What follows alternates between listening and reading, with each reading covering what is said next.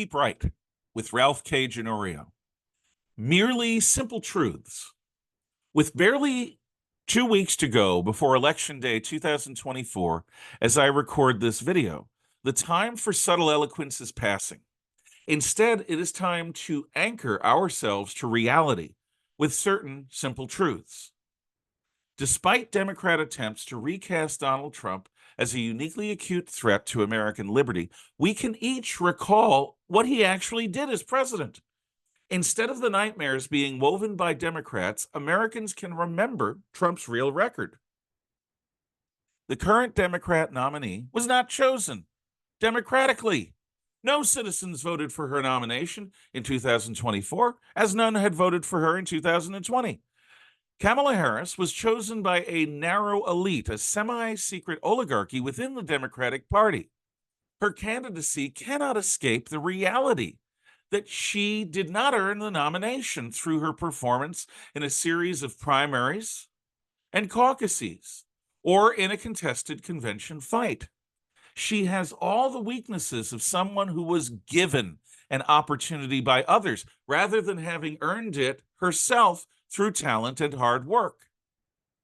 The Biden administration aided and abetted the invasion of between 10 and 25 million illegal aliens.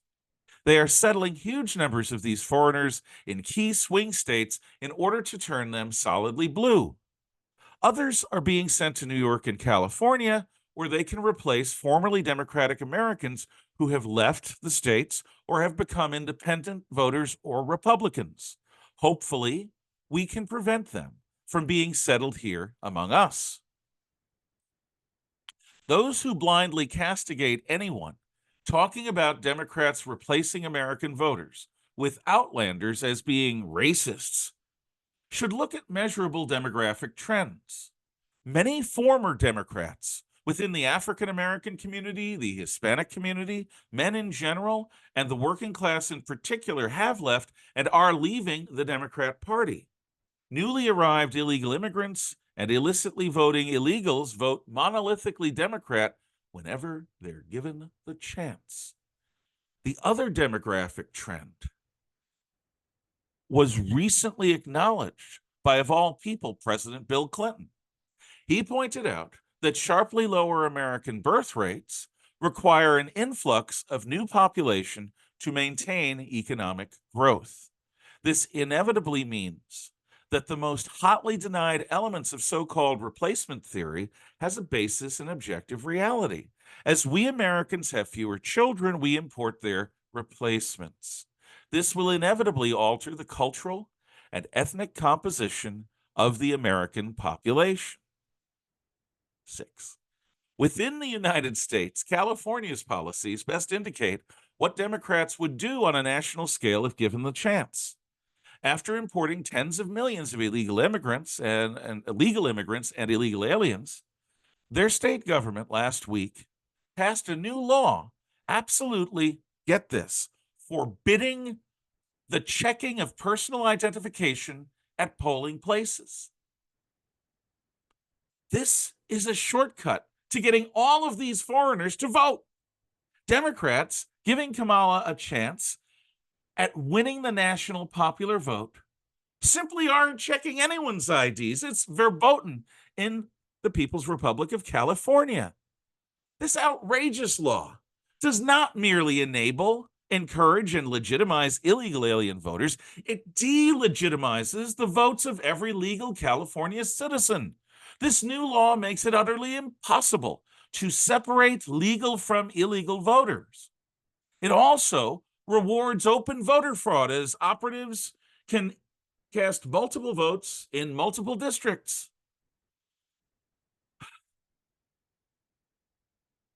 Sorry for the silliness. Outside of the United States, well, not really. Outside of the United States, Western European-style social democracies are the Democrats' role model. Britain and France are prosecuting their own citizens for any political expression that disagrees with the ruling party's policies. To prevent misinformation, Democrats in America are eager to imitate this and to punish any dissent from their own propaganda.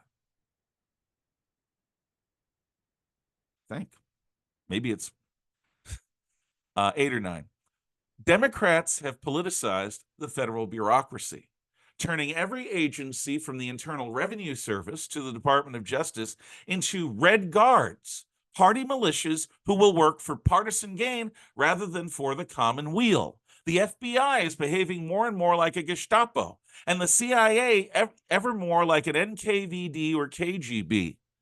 These are totalitarian secret polices in Nazi Germany and communist Soviet Russia, in case you were wondering.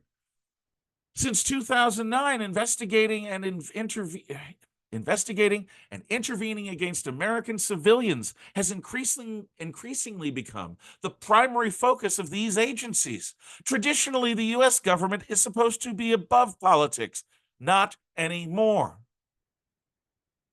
None of this is theory. None of it is a warning based upon my own subjective sensibilities. These things have actually happened. They are actually happening. They are real. This is by no means an exhaustive list of Democrat actions abandoning our civic traditions of limited government in a multi-party republic. These policies all move towards a pursuit of perpetual one-party Democrat rule, like some banana republic. These things are all harbingers of things to come if today's Democrats get their way. Think about this. Then do what you believe to be is right while you still can.